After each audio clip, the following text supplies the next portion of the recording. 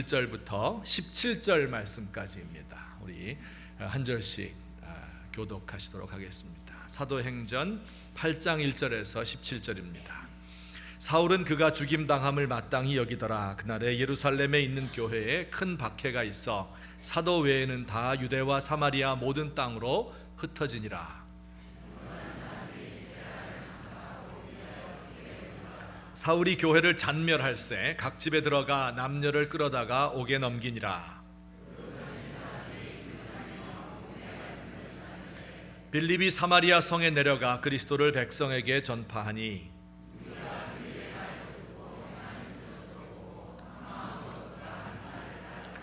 많은 사람에게 붙었던 더러운 귀신들이 크게 소리를 지르며 나가고 또 많은 중풍병자와 못 걷는 사람이 나으니 그 성에 시몬이라 하는 사람이 전부터 있어 마술을 행하여 사마리아 백성을 놀라게 하며 자칭 큰 자라 하니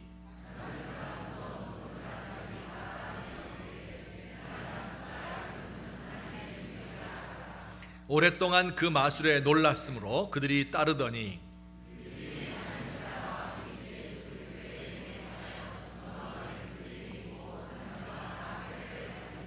시몬도 믿고 세례를 받은 후에 전심으로 빌립을 따라다니며 그 나타나는 표적과 큰 능력을 보고 놀라니라.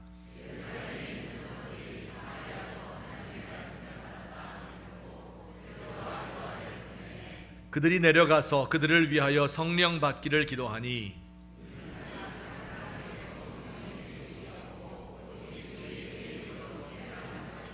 같이 보십니다. 이에 두 사도가 그들에게 안수하매 성령을 받는지라. 아멘. 작년 이맘때에 이스라엘에서 열린 선교대회에 참여한 일이 있었습니다. 그 선교대회를 마치고 그 지역을 답사하던 중에 사마리아 지역을 방문한 적이 있었습니다. 지금 이스라엘 나라는요, 그 한 영토에 두 민족이 서로 나뉘어 살고 있죠. 유대인들이 사는 구역이 있고 또 팔레스타인 사람들이 사는 구역이 있습니다. 그런데 이 사마리아는 팔레스타인 사람들이 사는 구역에 있어서 좀처럼 접근하기 힘든 곳인데 그 사마리아 지역을 방문한 적이 있었습니다. 이 사진을 보여주시면 사마리아는 저렇게 생겼어요. 그 구릉지대 사이로 아주 넓은 평원이 펼쳐져 있는 올리브 평원이 있는 아주 살기 좋은 그러한 도시입니다. 과거부터 이제 문명이 발달해서 지금도 유적이 이렇게 군데군데 여러 곳에 남아 있는 것을 발견할 수 있었습니다. 그곳에 이제 제가 이렇게 한나절 여행을 하면서 아픈 기억이 하나 있습니다. 저기 있는 아저씨 보이죠? 당나귀를 몰고 있는 아저씨인데 그분이 저에게 다가와서 저에게 말을 걸었습니다. 그리고 이 허리춤에서 무엇을 꺼내더니 저보고 자꾸 사라고 하는 거예요. 거기 일행이 한 대여섯 명 되었는데 이제 제가 제일 돈이 많아 보였는지 하여튼 저에게 붙어서 계속 사라고 하는 거예요. 그래서 뭔가 하고 봤더니 그리스 시대의 동전입니다.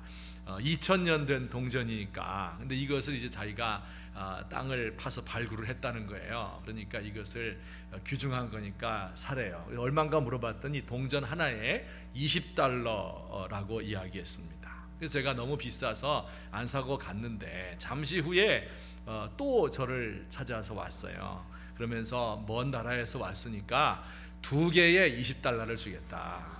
그래서 제가 또 마음이 약해져서 이 아저씨가 사라고 해서 제가 샀어요. 여기 실물이 있습니다. 여기 잘 안 보이죠?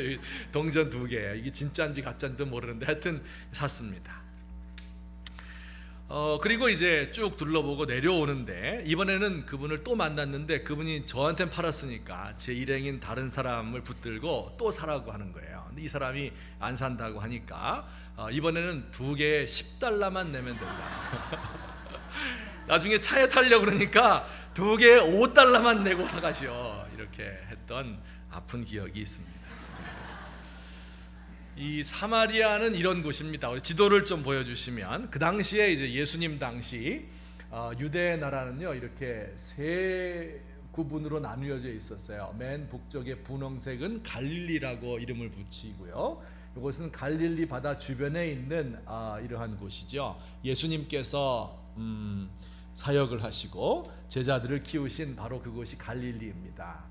그리고 남쪽에 이렇게 넓게 펼쳐져 있는 곳이 유대라고 하는 곳인데, 이곳은 그 당시에 이스라엘의 정치와 종교의 중심지였죠. 예수님이 예루살렘에서, 유대의 중심인 예루살렘에서 십자가에 못 박혀 죽으시고 또 초대 교회가 세워진 곳이 바로 예루살렘입니다.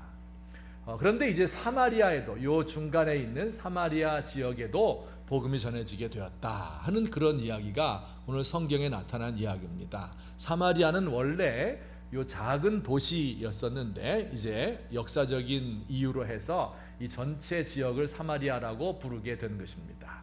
이 세 군데로 나뉘어져 있었는데 유대에서 시작된 복음이 사마리아에 전파되는 그러한 과정이 오늘 사도행전 8장에 그려지고 있습니다. 스데반이라고 하는 사람 지난주에 이야기했죠. 순교당한 그분이 죽은 후에 예루살렘 교회에 큰 박해가 일어나서 사람들이 산지사방으로 흩어졌는데 그 중에 일부가 빌립이라고 하는 사람이 사마리아에 와서 복음을 전했습니다. 그가 사마리아 지역에 와서 전도를 하고 귀신을 쫓아내고 그리고 못 걷는 안진뱅이를 그 자리에서 일으키고 중풍병자를 살려내었습니다. 그러니 이 사람들이 그 복음을 믿고 빌립을 따르기 시작했어요. 심지어는 이 사마리아 지역에 시몬이라고 하는 마술사가 있었는데, 우리말로 하면 큰 무당이라고 할까요? 박수무당, 이런 사람이 하나 있었어요. 그런데 그도 기적을 일으키는 사람이었고 병자를 고치기도 하고 여러 해 동안 사람들로부터 존중을 받고 추종자가 그를 많이 따르는 사람이었는데, 이 시몬도 예수를 믿고 세례를 받을 정도가 된 것입니다. 14절 말씀에서 이 모습을 요약해서 이렇게 표현하죠. 다 같이 읽어볼까요? 시작. 예루살렘에 있는 사도들이 하나님의 말씀을 받았다 함을 듣고 베드로와 요한을 보내매, 사마리아도 하나님의 말씀을 받았다 하는 이야기를 듣고 예루살렘에 있던 사도들이 그 대표자인 베드로와 요한을 보냈습니다. 그래서 베드로와 요한이 그 사마리아에 가서 이 사람들에게 안수하고 기도를 하니까 놀라운 일이 벌어진 겁니다. 바로 하나님의 성령이 그들 가운데 임했는데 그 모습이 과거 예루살렘에 하나님의 성령이 임하던 것과 똑같은 모습으로 임했습니다. 여러분은 어떻게 했는지 기억나세요? 사도행전 2장의 말씀, 모든 사람들이 모여서 120명이 모여서 기도를 하고 있는데 모인 곳이 진동을 하고 하늘에서 불이 내려오는데 불꽃이 각 사람의 머리 위에 임하여 있었고요. 그리고 사람들이 자기 나라 말이 아닌 다른 나라 말을 하기 시작을 했습니다. 그리고 예언을 하고 병을 고치는 등 이런 큰 능력이 일어났는데 똑같은 일이 이 사마리아 성에서도 일어나게 된 것입니다. 자, 오늘 이 말씀에 주목을 했으면 좋겠어요. 한번 따라서 합시다. 사마리아도 하나님의 말씀을 받았다. 이 말씀이 어떤 의미가 있는지 우리가 오늘 조금 생각을 해보려고 합니다. 우리는 그저 사마리아에도 복음이 전파됐구나 이렇게 생각을 하기 쉬운데, 사마리아가 어떤 곳인지를 아는 사람이라면, 역사적으로 사마리아가 어떤 생각을 가진, 전통을 가진 사람들이었는가를 안다고 하면 이 말씀은 우리에게 다른 의미로 다가오게 될 것입니다. 사마리아 역사를 제가 간단히 살펴드리도록 하겠습니다. 사마리아라고 하는 곳이 이제 맨 처음에 세워진 것은 북이스라엘의 수도로 세워졌습니다. 이스라엘이 구약시대 때 남북으로 다윗 솔로몬 이후에 나뉘어진 것을 여러분 기억하시죠? 그래서 북쪽 이스라엘의 수도가 바로 한 200년 동안 수도가 된 것이 사마리아였습니다. 그러다가 이제 물론 그 사마리아 바로 옆에 야곱의 우물이 있었고, 그리고 북쪽 이스라엘은요 아수르에 멸망을 하지요. 그리고 멸망한 이후에, 남쪽은 아직 망하지 않았는데 멸망한 이후에 이방 사람들이 그곳에 와서 살게 됩니다. 같이 살다가 보니까 어떤 일이 벌어지겠어요? 서로 결혼을 하게 되죠. 혈통이 섞이게 되죠. 종교가 혼합되게 되죠. 그래서 이스라엘 민족의 정통성을 잃어버린 민족이 되고 맙니다. 남쪽에 있던 유대도 역시 바벨론에 망하게 되는데 이 사람들은 민족의 정통성을 잃어버리지 않았습니다. 그리고 다시 고국에 돌아와서 예루살렘의 성전을 건설하고 메시아를 기다리는 이런 참된 하나님 믿는 민족이었던 겁니다. 그런데 이 북쪽에 있는 이 이스라엘 사람들이, 남쪽에 있는 사람들이 예루살렘의 성전을 세우고 자기들끼리 하나님을 잘 섬기고 있으니까 자기들도 북쪽에다가 그리심산이라고 하는 곳에 성전을 세웠습니다. 그리고 자기들을 가리켜서 사마리아인이다 이렇게 부르기 시작을 했습니다. 이전에는 사마리아는 작은 수도였다 그랬죠. 그런데 이제는 그 지역 전체를 사마리아인이라 이렇게 부르고 그리심산 그 중심에 성전을 세우고 유대인과는 적대적인 관계를 형성하게 된 것입니다. 이것이 그리심산이라고 하는 작은 산인데요. 지금은 여기 이렇게 회당이 세워져 있는데 아마 이 자리에 그리심산에 사마리아 사람들의 성전이 있었을 것이다 이렇게 우리가 추측을 할 수가 있겠습니다. 어쨌든 사마리아 사람들도 이렇게 복음을 받았는데, 이런 역사를 가진 사마리아인들도 하나님의 말씀을 받았는데 그것이 도대체 무슨 의미가 있을까 하는 것을 우리가 오늘 한 두 가지 정도로 살펴보려고 합니다. 우선 첫째 같이 읽어볼까요? 시작. 복음은 사마리아인들의 영적 갈망을 마침내 채워주었다. 이게 무슨 뜻일까요? 제가 좀 설명을 드릴게요. 여러분, 우리가 이렇게 살다 보면 우리의 주변에 예수님을 전혀 믿을 것 같지 않은 사람들이 있죠. 다른 사람은 믿어도 저 사람은 절대 안 믿을 것 같다. 그런 사람들 여러분 한두 명씩 있죠. 저도 제 동창 중에 하나가 있는데요. 학교 다닐 때부터 왜 좀 멋있는 애가 있잖아요. 외모도 굉장히 잘생겼어요. 그리고 키도 훌쩍 크고요. 그리고 이제 이 친구가 미소를 싹 지으면요, 같은 남자인데도 확 끌리는 것을 느끼게 돼요. 얘가 공부도 꽤 잘하고 반장이었고 말도 잘하고, 무엇보다 남자들 사이에서 제일 중요한 것은 의리가 있어야 되는데 이 친구가 의리가 있어요. 그래서 어려운 친구들 보면 다 도와주고요. 그리고 선생님에게 야단 맞으면은 가서 선생님에게 항의도 하고 막 이래서 학생들에게 인기가 짱이었던 거죠. 친구들이 늘 그 주변에 있고, 그때부터 이제 술을 조금 했고요. 그리고 대학에 들어가서 이제 좀 더 많이 했겠죠. 근데 저는 이제 고등학교 때 뭐라고 표현할까요? 범생이라고 그럴까요? 하여튼 전혀 이제 그런 세계를 잘 모르고요. 그리고 별명이 그때부터 목사였었어요. 하여튼 이렇게 그런데 이 친구에게는 전도를 못 하겠는 거예요. 왜 그래요? 아니, 내가 그 친구보다 못한데, 인기도 없고 잘생기지도 않았고 사람들이 보기에 그에게 전도를 하면 야, 너나 잘 믿어라 이렇게 말할 것 같아가지고 용기가 안 나서 다른 사람에게는 전도를 해도 이 친구에게는 복음을 전하지 못했던 그런 친구가 있었어요. 전혀 예수 믿을 것 같지 않은 이런 아이죠. 그런데 이제 놀라운 것은 한참 만에 그 친구를 만났는데, 그 친구가 먼저 연락을 해왔는데요, 나중에 듣고 보니까 예수를 확실히 믿고 그리고 교회의 집사가 되어 있었습니다. 그리고 얼마나 잘 믿었던지 옛날에 술 친구들 하나하나 찾아다니면서 그 친구들 다 교회로 전도하는 그런 친구가 되어 있었습니다. 제가 목사라고 하니까 영적인 지도를 좀 받아보고자 좀 이렇게 물어볼 것이 있어서 저를 찾아서 만나기도 했습니다. 어쨌든 이런 식으로 예수님을 믿을 것 같지 않은 사람들이 있는데요, 사실은 사마리아 사람들이야말로 하나님을 믿을 것 같지 않은 사람들의 대표적인 사람들이었습니다. 사마리아도 하나님의 말씀을 받았다.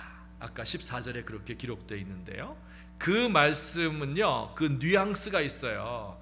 이런 글을 우리는 읽을 때 사마리아도 복음 받았구나 이제 이렇게 그냥 생각을 할 뿐이지만, 이 말을 읽는 역사를 잘 아는 사람들은 아니, 사마리아 사람들도 믿었단 말이야? 어떻게 그런 일이 있을 수가 있지? 전혀 믿을 것 같지 않은 그 사람들에게도 복음이 들어갔네? 이상한 일이구나 하는 이런 뉘앙스를 그 안에 품고 있는 것입니다. 왜 그럴까요? 여러분, 사마리아 사람들은요 아주 오랜 세월 동안 약 1000년 동안 이스라엘 백성과는 적대적인 관계 속에 있었습니다. 혼혈족이 되었어요. 그리고 자신들의 전통을 다 잃어버렸습니다. 적대적인 관계 속에 있으면서 이 사람들이 서로 저주하고 서로를 싫어하는 그러한 관계에 있었던 겁니다. 아주 세속적인 삶을 사는 이런 하나님의 백성으로서의 모든 정체성을 잃어버린 사람들로 취급을 하고 있었기 때문에 그렇습니다. 여러분, 그런데요, 이것은 겉모습만 그랬을 뿐이지 실제로 사마리아 사람들은 그 영적인 갈망을 가지고 있었던 것을 볼 수 있습니다. 그들의 마음속에는 채워지지 않았던 깊은 갈망이 있었습니다. 1000년 전 이야기지만 여호와 종교에 대한 잔상이 남아 있습니다. 이방인들과 혼혈이 되어서 살면서도 늘 무언가를 갈망하고 있었습니다. 유대인들이 자기들의 성전을 예루살렘에 지을 때 우리들도 무엇인가를 지어서 하나님을 예배해야 되겠다 생각하고 그리심산에 성전을 자기들도 지었습니다. 박수무당 시몬이 나타나서 기적을 행하니까 사람들이 우르르 몰려들어서 그를 따르고 있었습니다. 여러분, 한 번은 기억하실지 모르겠는데 예수님이 사마리아를 지나가신 적이 있어요. 거기서 누구를 만났죠? 한 여자를 만났습니다. 사연이 있는 여자, 남편 과거에 5명이 있었던 그런 여자를 만났습니다. 이 여자가 예수님이 범상한 사람이 아니라는 것을 알았죠. 그리고 예수님에게 물어봤어요. 뭘 물어봤습니까? 이렇게 물었어요. 여보시오 예수님, 우리 조상들은, 사마리아인들은 이 그리심산에서 예배를 해왔습니다. 그런데 당신들 유대인들은 예루살렘에서 예배해야 한다고 합니다. 도대체 어디서 예배하는 예배를 하나님이 좋아하십니까? 이걸 물었어요. 여러분 보세요. 이 사연이 있는 불행한 여자가 예수님이 범상한 분이 아니라는 것을 알고 맨 처음으로 물은 질문이 뭐예요? 어디서 예배해야 됩니까? 누구를 예배해야 됩니까? 어떻게 예배하면 좋겠습니까? 예배에 대한 질문을 한 겁니다. 이건 놀라운 일이 아닐 수가 없습니다. 왜 그랬을까요? 그동안 영적인 갈망이 이들의 마음속에 있었던 겁니다. 여러분, 우리 모든 사람들은요, 꼭 예수를 안 믿을 것 같은 사람이라 할지라도 영적인 존재, 영혼을 가지고 있는 존재입니다. 우리 인간의 영혼은 특징이 한 가지 있는데 그것은 지향성이라고 하는 거예요. 어떤 한 방향을 향해서 나아간다는 거예요. 우리의 영혼은 가만히 있지 못합니다. 그리고 꼭 어느 한쪽으로 향하게 되어 있습니다. 해바라기가 해 있는 쪽으로 향하는 것처럼, 물고기가 빛이 있는 곳으로 그 떼를 몰고 가는 것처럼, 어린 아기가 전 냄새를 맡고 엄마 품으로 파고드는 것처럼 지향성을 가지고 있어요. 한쪽으로 향하고 그 한쪽을 향해서 나아가고 그것을 위해서 헌신적으로 사랑해야만 살아갈 수 있는 존재가 인간이에요. 영적인 존재라 말입니다. 그 가장 파괴적인 상태가 바로 중독이지요. 정상적인 사고가 안 되고 그것 없으면 불안해서 살아갈 수가 없는 그런 중독 현상, 마약과 술과 음란물, 게임, 도박, 또 스마트폰 중독, 이런 중독들이 일어나게 되면 그러면 모든 마음이, 내 영혼이 그리로 확 쏠려가는 것을 느낄 수가 있습니다. 그런데 이런 비정상적인 중독자들 뿐만 아니라요, 우리의 일반적인 사람들도 여러 가지 것에 마음을 쓰고 있는 것을 볼 수가 있습니다. 어떤 분이 이렇게 이야기를 했어요. 마약 중독을 끊으려면, 마약 중독 혹시 돼보신 적 있어요? 하여튼 마약 중독이 무서운 거라는데 저도 안 돼봐서 모르겠는데 그 무서운 마약 중독을 끊는 방법이 있대요. 그게 뭐냐면 도박을 시키면 된다. 도박을 가르치면 끊을 수 있대요. 그럼 도박을 끊으려면 어떻게 해야 되는가? 정치를 시키면 된다. 이런 이야기를 한 분이 있는데 그분은 강모 전 국회의원인데요. 혹시 기억할지 모르겠어요. 그때 국회의원이었었고 지금은 텔레비에서 방송인 엔터테이너로 일하는 분이고, 그 다음에 고소고발을 일삼던 그분 혹시 아세요? 그분이 남긴 유명한 말이에요. 마약 중독을 끊으려면 도박을 가르치고 도박 중독을 끊으려면 정치를 시키면 된다. 무슨 의미일까요?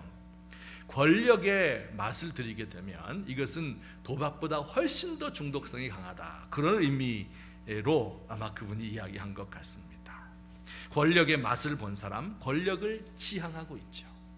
돈 버는 것에 재미를 들린 사람, 거기에 모든 것을 다 바치죠. 이데올로기에 빠진 사람은 그것을 위해서 내 목숨을 다 걸고 싸우지 않습니까? 여러분, 이것이 인생이라고 하는 거예요. 인간이란 그런 존재예요. 그 중독 중에 종교 중독도 있어요. 마약이나 도박에 중독된 사람처럼 의존도가 너무 높아서 정상적인 삶을 못 사는 사람이에요. 이단에 빠지면 그렇게 될 경우가 많아요. 다 팔아버리고 남편과 자식도 버리고 교주를 신성시하고 그가 말하는 것은 다 옳아 보이고 그를 비판하면 마귀라고 생각하는 거, 이런 거 중독에 빠져 있는 그런 사람들이에요. 이건 모든 사람들이 인간이기 때문에, 영적인 존재이기 때문에 가만히 있을 수가 없어서 한쪽을 지향하고 그것에 모든 헌신을 다 바쳐야만 살 수 있는 그러한 존재가 인간이에요. 왜 하나님께서는 사람을 그렇게 만드셨을까요? 하나님께서 원래 그렇게 만드신 거예요. 하나님이 영이신데 인간에게도 영을 주어서 하나님과 사람이 교통하며 살 수 있도록 만든 겁니다. 그래서 사람은 이 하나님을 만나기 전까지는 온갖 세상의 것들과 온갖 중독에 빠져서 자기들의 삶을 그곳에 헌신하고 내가 죽는 길로 가는 것을 모르면서 그리로 빠져가고 있는 것이 우리 사람들이라고 하는 이야기입니다. 여러분, 진정한 그 모든 중독으로부터 해방될 수 있는 유일한 방법은요, 우리의 영혼을 지으신 하나님을 만나고 그 안에서 그와 교제하는 길밖에는 없습니다. 죄를 회개하고 깨끗한 마음으로 우리 주님과 교제하는 것이 가장 큰 행복이기 때문에 그 행복을 알게 되면, 그 만족을 누리게 되면 그동안에 가지고 있던 모든 중독적인 것, 그동안 내가 지향했던 그 모든 좋은 것들이라고 생각했던 것들이 배설물처럼 여겨지고 하나님을 만나서 참된 행복을 맛보게 될 수 있다는 겁니다. 그 행복을 맛본 사람들이 바로 사마리아인들이에요. 오늘 성경 8절 말씀에 한번 보십시다. 성경 8장 8절 말씀 다 같이 읽어볼까요? 그 성에 큰 기쁨이 있더라. 이게 무슨 기쁨일까요? 그동안 1000년 동안 마음속에 갈망해왔던 하나님에 대한 그 동경하는 마음, 그리심산 성전을 세워놓았는데 여기서 만족을 못 얻는 겁니다. 마술사 시몬을 따라가 보았지만 그가 나에게 영적인 공허함을 채워주지 못해요. 그런데 빌립의 전도를 듣고 하나님을 만나고 예수님을 믿고 회개를 하고 새로운 하나님과의 관계가 정립되니까 그때 비로소 큰 기쁨이 그들의 마음 가운데 자리 잡게 되는 것을 우리가 볼 수 있습니다. 여러분, 우리들 가운데 정말 예수 믿기 힘든 것처럼 보이는 사람들 많습니다. 잘 나가는 사람들이 있어요. 공부를 많이 한 사람들, 이 사람들은 교회에 대해서도 잘 알아요. 그리스도 교회 교리도 잘 알아요. 교회가 어떻게 잘못되어 있는가 이런 것도 잘 알아는 것 같아요. 부요하고 여유가 있고 성격도 너그럽고 사회적인 명망도 있는 이런 사람들, 예수님 필요 없는 것 같아 보입니다. 그 반대의 경우도 정말 고난 가운데 있는 사람들, 사업을 하다가 어려운 일을 만나고 가장 가까운 사랑하는 사람을 잃어버리고 하나님을 향해서 도대체 하나님이 계시다면 왜 나에게 이런 어려움을 주십니까? 이 모든 세상의 불행을 짊어지고 가야 되는 그런 사람들, 예수 믿을 것 같지 않아요. 인생에 실패한 사람들도 있어요. 힘들게 노동해서 살아야 되고 미래가 없이 알바에 자기 몸을 맡기고 심지어는 자신의 몸을 팔아서 성매매해야만 살 수 있는 이런 사람들도 있습니다. 어떻게 예수를 믿을 수 있겠어요? 여러분, 그러나 놀라운 것은 이들에게도 복음의 문이 열려있고 누구든지 이런 지향성을 가지고 있는 영적인 존재라고 한다면 하나님과의 교제를 통해서 얼마든지 그를 만날 수 있고, 그리고 그분을 만났을 때 얻게 되는 그 기쁨과 그 만족과 그 행복이 이 세상에 어느 것보다도 더 뛰어날 수밖에 없다 하는 것을 성경이 가르치고 있습니다. 오늘 저와 여러분 가운데 이런 큰 기쁨이 넘쳐나기를 우리 주님의 이름으로 축원합니다. 여러분, 이게 인간이 누릴 수 있는 제일 큰 기쁨이고요. 두 번째 기쁨은요, 뭐냐면 그런 사람을 보는 것이 큰 기쁨입니다. 예수님 얘기로 잠깐 돌아가서 예수님이 사마리아 성을 방문했죠. 그래서 여자를 만났잖아요. 내가 너에게 생명의 물을 주겠다. 내 남편을 데려와라. 어디서 예배하면 좋겠습니까? 예배의 장소를 가르쳐 주시고 예배의 방법도 신령과 진정으로 예배할 것을 예수님이 가르쳐 주었습니다. 이 여자의 마음속에 큰 기쁨이 생겨나게 되었습니다. 그리고 그 여자는 자기 마을로 들어갔는데 잠시 후에 예수님의 제자들이 예수님에게 왔어요. 예수님은 지금 먼 곳에서 갈릴리 지역에서 여러 날 동안 여행을 했기 때문에 굉장히 힘들고 지치고 온몸의 먼지를 다 뒤집어 쓰고 목마르고 입이 갈라지고 배가 고픈 그런 상태에 있었어요. 그래서 그 예수님을 남겨두고 제자들이 먹을 거 사러 갔다가 왔거든요. 와서 보니까 예수님이 이제 앉아 계신데 잡수세요. 먹을 것을 드렸습니다. 그랬더니 예수님이 이렇게 대답을 하셨어요. 요한복음 4장 32절에 보면 우리 같이 읽어볼까요? 시작. 내게는 너희가 알지 못하는 먹을 양식이 있느니라. 내게는 너희가 알지 못하는 먹을 양식이 있느니라. 예수님 모습을 보니까요, 아까 떠날 때는 그 몰골이 말이 아니었었는데 배가 고프고 목이 마르고 축 처져 있었는데 돌아와서 보니까 생생한 거예요. 눈이 반짝반짝 빛나는 거예요. 그러면서 잡수세요 이렇게 하니까 안 먹어. 내겐 너희가 알지 못하는 먹을 것이 있어. 이때 제자들이 얼마나 배신감을 느꼈을까요? 아니 그걸 그냥 그새 어디다가 꿍쳐두고 있다가 우리 마을에 들어가서 먹을 거 사러 가니까 그걸 먹고서 기운 차리셨구나 라고 생각을 했겠죠. 근데 예수님 말씀은 무슨 뜻이에요? 이 여자에게 복음을 전하고 이 여자가 살아나는 그 모습을 보니까 이 여자가 축 처져 있었는데 아무도 아는 사람 없이 홀로 땡볕에 물을 길러 나왔는데 이 여자가 복음을 듣고 살아나고 그 눈빛이 변하고 그의 삶이 바뀌는 것을 보니까 예수님이 야, 안 먹어도 배부르다, 안 먹어도 좋겠다, 그런 뜻으로 이렇게 말씀하셨어요. 오늘 저와 여러분들도요, 이 세상에서 우리가 얻을 수 있는 큰 기쁨 뭘 것 같아요? 여러분, 우리가 모든 것을 다 드리고 모든 것을 헌신해서라도 한 영혼을 구원하고 그 한 영혼이 변화를 받고 한 영혼이 예수를 믿고 주의 뜻대로 살아가는 그런 모습을 보게 될 때 밥을 안 먹어도 배가 고프지 않고 먹어도 배부른 줄도 모르고 이런 것들이 세상의 것들이 중요한 것이 아닌 것을 알게 되는 겁니다.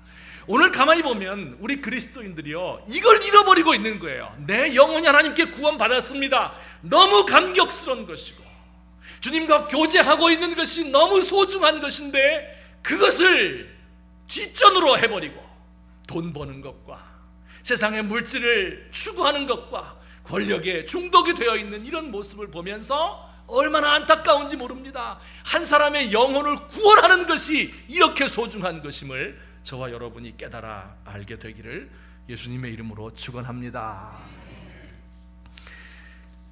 자, 두 번째로 이 사마리아에도 복음이 전파되었다, 사마리아도 복음을 믿었다 하는 것이 무슨 뜻일까요? 두 번째, 다 같이 시작.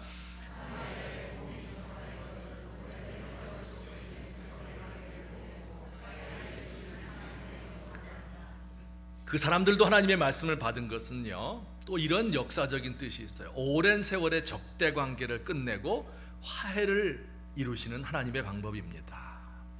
적대 관계를 표현하는 방법 중에, 단어 중에 심한 말 이런 것이 있어요. 상종하지 않는다라는 표현이 있죠. 들어보셨죠? 언제 씁니까? 야, 참 상종하지 못할 인간 말종이네 이럴 때, 아니면 야, 그 집안 사람들과는 상종도 하지 마라 이럴 때 쓰는 표현이 상종하지 말자, 그런 뜻이죠. 적대 관계를 표현하는 표현이에요. 근데 사마리아 사람들과 유대인들 사이에 그런 관계가 있었어요. 이 여자에게 예수님이 접근해서 물을 달라고 그러니까 여자가 이렇게 말했어요. 요한복음 4장 9절에 보면 같이 읽어볼까요? 시작. 사마리아 여자가 이르되 유대인으로서 어찌하여 사마리아 여자인 나에게 물을 달라 하나이까 하니 이는 유대인이 사마리아인과 상종하지 아니하면 뭐 하지 않아요? 상종도 하지 않았다, 그런 뜻이에요. 주전 930년에 남북이 갈라진 이후에 남과 북은 적대적인 관계죠. 국경 분쟁 때문에 크고 작은 전투가 끊이지를 않았습니다.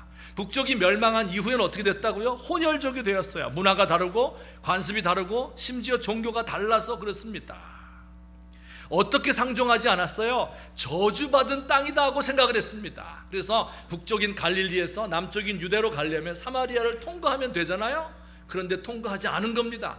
먼 길을 돌아서 가곤 했습니다. 왜 그래요? 저주받은 땅이니까. 거기 가면 너 부정탄다. 그래서 지나가지 않았던 거예요. 지나가는 행인이 있어도 물도 주지 않았다고 이야기해요. 물 주지 않는 것은 오늘날 우리는 이걸 잘 이해를 못해요. 우리는 물 주지 않으면 편의점에 가서 500원 내고 사 먹으면 되잖아요. 그런데 그 당시에는요, 행인들에게 물을 주지 않는다고 하는 것은 목말라서 죽게 내버려둔다, 그런 뜻입니다.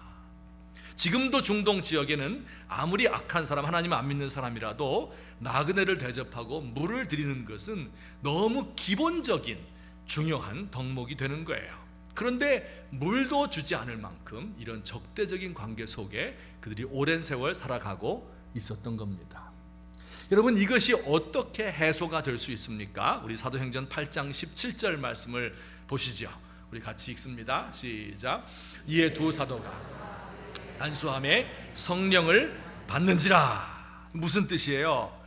베드로와 요한이 가서 안수하고 기도하니까 성령을 받는데 그 모습이 과거 예루살렘 사람들이 성령 받을 때의 모습과 똑같은 모습으로 성령이 임하는 겁니다. 예언자들이 말하기를 그때가 되면 하나님께서 메시아의 시대에 내가 그 백성과 함께 한다는 표징으로 성령을 부어준다고 이야기했어요. 그런데 그 성령이 부어지는 것이 유대인에게나 사마리아인에게나 동일했던 겁니다. 뭘 이야기하고 있는 거예요? 하나님께서 이들을 하나님의 백성으로 인정한다 하는 뜻입니다. 하나님께서 그들을 인정해서 성령을 부어주시는데, 아니 내가 뭐라고 그들을 인정하지 않는단 말입니까? 이것이 바로 적대 관계를 해소하는 유일한 방법이지요. 여러분, 제가 여러분과 함께 생활한 지가 한 몇 년 지났는데요, 저를 이렇게 곁에서 지켜보면서 제가 심한 편견을 가지고 사람들을 대하고 있습니까? 아니면 공평하게 대하고 있습니까? 표정들이 왜 그래요? 하여튼 저는 편견이 없이 대하고 있다, 이렇게 이제 생각을 하는데, 경상도 사람, 전라도 사람, 충청도 사람, 이북 사람, 제주도 사람까지 제가 다 만나보았어요. 그런데 중요한 건 뭐냐면 그들이 말씀을 받는 게 똑같아요. 가난하고 못 배운 사람도 만나보고요, 많이 배운 유식한 사람도 만나봤는데 진짜 예수를 믿으면 똑같이 회개하고 똑같이 예수 믿어요. 사회적 지위가 높은 사람이나 그렇지 못한 사람이나 성령을 받으면 똑같아요. 어떻게 사람을 차별할 수 있겠어요? 제가 필리핀 사람, 외국 사람들과 생활한 적이 있어요. 이 사람들에 대해서 제가 사실 편견을 가졌죠. 왜냐하면 여러분도 들으면 가질 거예요. 성적으로 조금 문란해요. 필리핀에 가족들이 있다고 해도 한국에 오면 또 살림 차려서 살아가는 거예요. 돈만 벌려고 그러고, 돈 있으면 술 마시고 시끄러운 문화입니다. 그래서 그들을 마음으로 무시하고 멸시하고 있었죠. 그런데 이들을 데리고 한번 수련회를 갔는데요, 그들에게 설교를 하고 또 기도회를 인도하고 찬송을 하니까요, 우리가 은혜 받는 것과 똑같이 무릎 꿇고 손 들고 눈물 흘리면서 부르짖어서 기도합니다. 여러분, 그 눈물 흘리는 모습을 보면서, 그 은혜 받는 모습을 보면서 어떻게 그들을 무시할 수 있겠어요? 중국인들과 생활한 적도 있습니다. 중국인들 중화의식이 강해요. 다른 나라 사람 무시합니다. 자기들끼리 단결 잘해요. 그리고 돈을 아주 사랑하는데, 제가 미국에서 살 때 셋집에 살았는데 우리 셋집 준 사람이 중국 사람이에요. 얼마나 깐깐하게 하는지요. 그래서 돈을 좋아하는 하는 것을 제가 알았습니다. 편견을 가지고 있었죠. 그런데 한 번은 중국에 가서 가정교회 지도자들을 가르치는데 한 20시간, 30시간을 기차 타고 먼 곳에서 와서 강의를 듣고 또 남는 시간에 기도하고 안수해서 병을 고치고 성경을 많이 알아서 하나를 가르치면 열을 아는 그런 사람들을 제가 만나보았습니다. 어떻게 그들을 무시할 수 있겠어요? 하나님이 그들을 인정해서 그들에게 눈을 열어주었는데 내가 뭐라고 그들을 멸시해요? 몽골인들을 여러분 만나보았습니다. 참 바보 같다. 어떻게 그 많은 자원을 깔고 앉아서 저렇게 외국인들에게 다 뺏기고 있는가? 칭기스칸의 후예라는 자랑만 남아있고 또 과거에 우리나라에 침공했잖아요. 그래서 얼마나 많은 사람을 죽였습니까? 그 중에 애국심 있는 사람 별로 못 봤고, 그리고 뭡니까? 받으려고만 하는 이런 사람들을 많이 보았어요. 제가 속으로 무시했죠. 그런데 그 중에 성령 받은 사람을 만났습니다. 유목민들이잖아요. 유목민들의 후예답게 예수 믿은 지 얼마 되지도 않는데 차비만 가지고 변방으로 가는 거예요.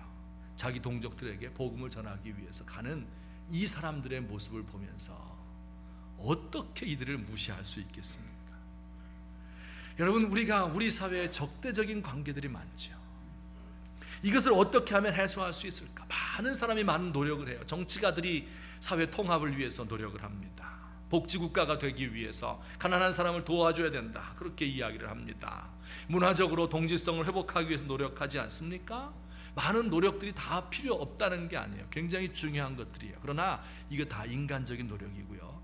진짜 사람들을 무시하지 않으려면, 진짜로 사람들에게 편견을 가지지 않으려면요, 내게 임한 성령이 저들에게도 임하는구나 하는 것을 알게 될 때, 나만 예수 믿는 것이 아니고, 나만 하나님이 사랑하시는 것이 아니고, 저 사람도 하나님이 사랑해서 들어쓰시는구나 하는 것을 분명히 내 눈으로 보게 될 때 그 민족을, 그 집단을 무시할 수가 없습니다.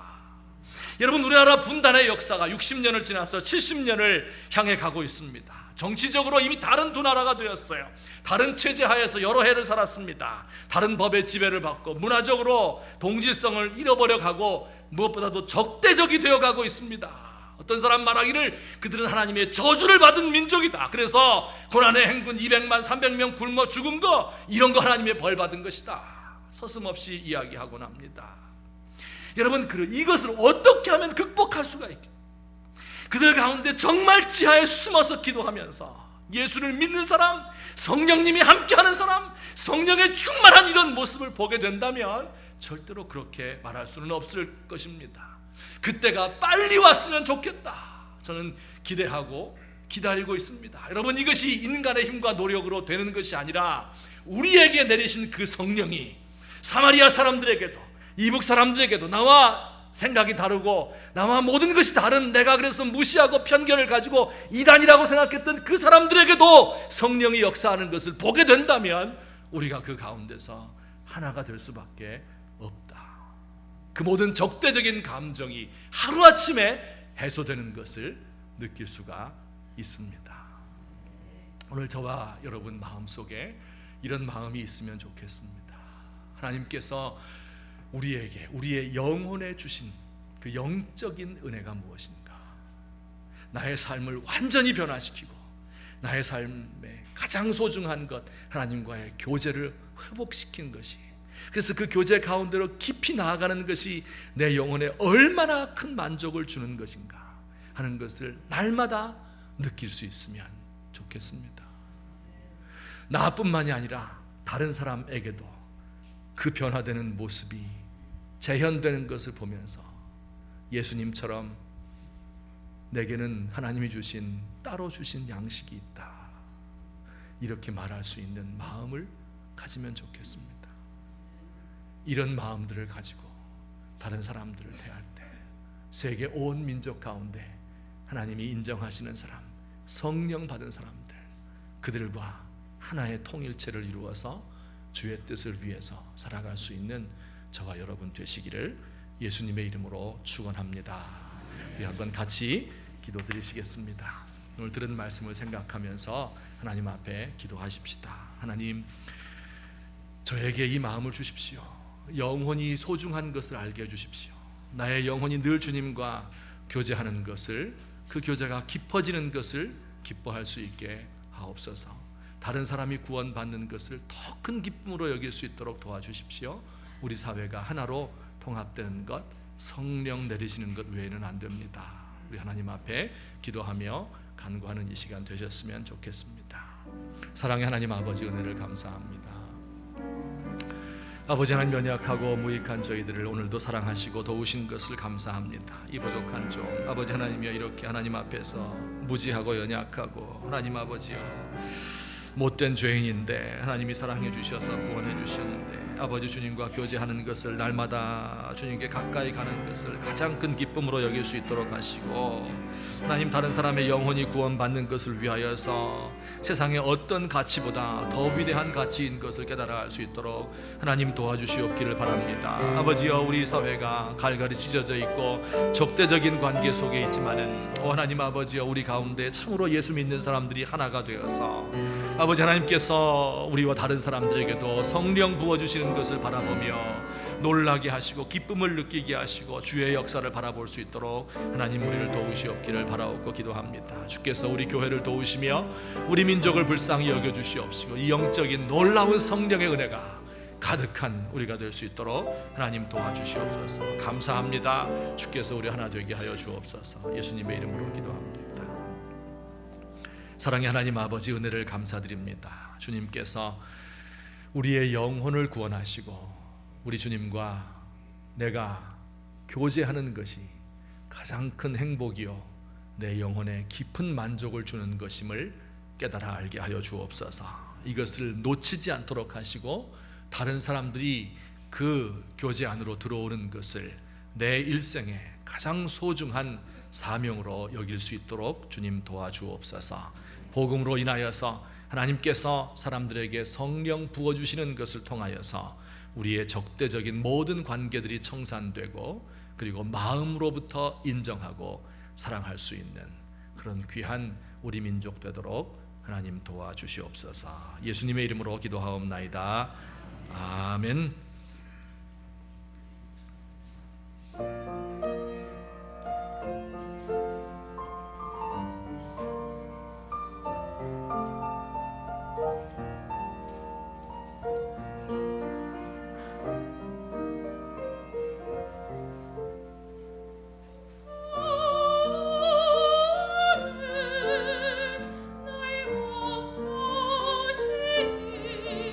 내가 부족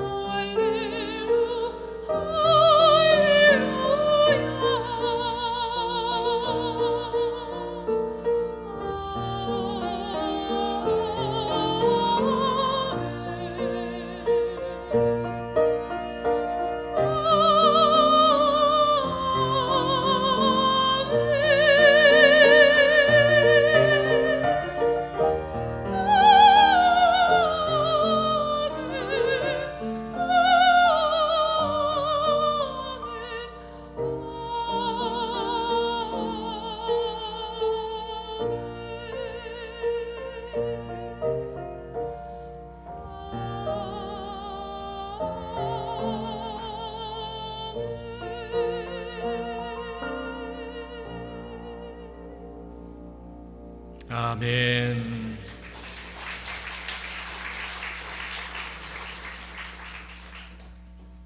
사랑과 자비가 무한하신 우리 하나님, 우리의 일평생 주님의 정의와 주님의 인자하심이 우리를 따라다니는 것을 믿습니다. 지난 6개월 동안도 하나님이 주의 은혜로 우리를 살피시고 우리에게 먹을 것과 입을 것을 허락하시며 이 세상을 힘있게 살며 사명 감당할 수 있도록 도우신 것을 감사합니다. 하나님, 이제 남아있는 우리의 삶도 우리 주님께 맡기오니 주의 손에 의탁하오니 우리를 붙들어 인도하여 주옵소서. 하나님, 오늘도 주님 앞에 나와 경배하며 물질을 들여서 주님을 섬기는 모든 주님의 백성들을 주께서 위로하시고 이 세상의 모든 좋은 것들로 하늘의 신령한 은혜로 날마다 가득하게 넘치도록 채워 주옵소서. 하나님, 우리 성도들 가운데 육신적으로 연약하고 그 마음에 질병이 있는 많은 사람들이 있습니다. 하나님, 세상 살아가는 것이 너무 힘들고 한 주간 동안 무슨 일이 일어날지 몰라서 불안에 떨며 잠자리에 들어야 하는 많은 식구들이 있습니다. 하나님께서 이럴 때일수록 더 주님 앞에 나와서 간구하며 기도하고 우리 주님으로부터 은혜를 체험하고 그 소원이 응답받을 수 있도록 하나님, 우리를 기도의 자리로 인도하여 주시옵소서. 아버지여, 주께서 우리 민족을 불쌍히 여기시며 이렇게 두동강이 난 채로 언제까지 가야 되겠습니까?